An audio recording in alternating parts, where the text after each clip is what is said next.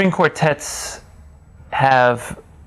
traditionally had residencies in colleges and universities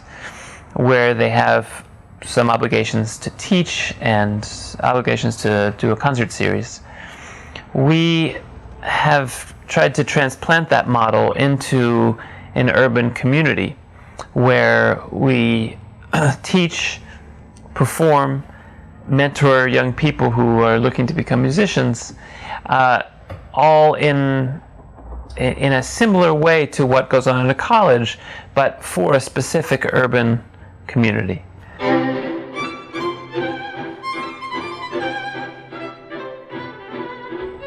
The relationship that the Providence Quartet members have with students is probably the most central feature of Community MusicWorks. This idea of young people seeing a string quartet working and resolving and dealing with the issues of how to play music well and how to play together well, how to come together as four people, psychologically, musically, interpersonally, to make a great performance.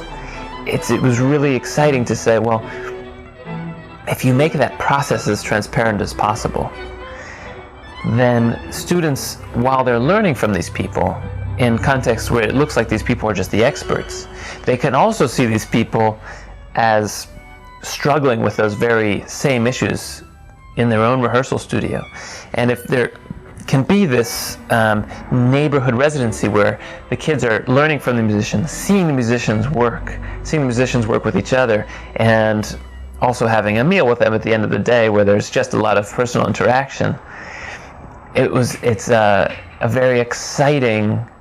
synergy could be developed.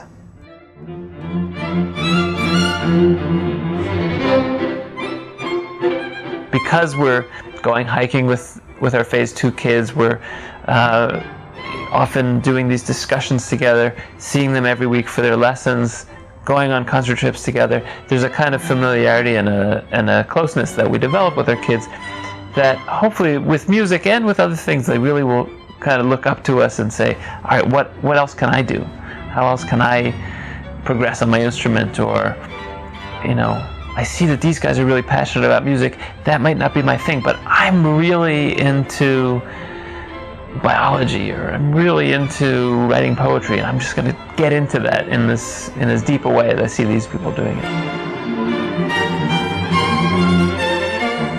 If a student of ours goes, as a result of having been in our program, goes on to not necessarily become a professional musician, but goes on to study international politics at The Hague, and would come back to us and say, you know, I saw my future as being working in one of the manufacturing jobs that my parents worked in, or I saw my future as being starting a family when I was 19 and living in Providence and having a low-wage job. But through my experiences in Community MusicWorks and working with other peers to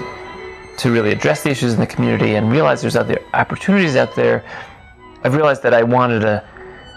live a bigger dream, and this is what I'm doing now.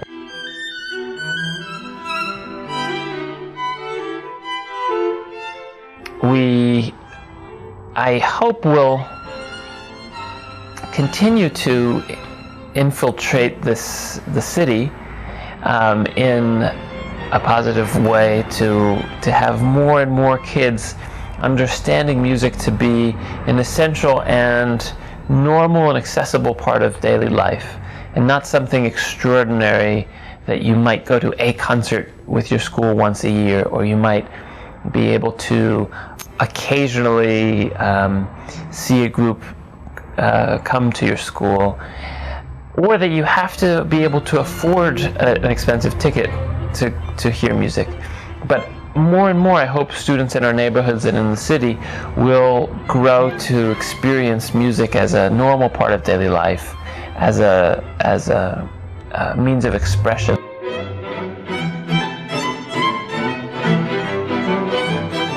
That students would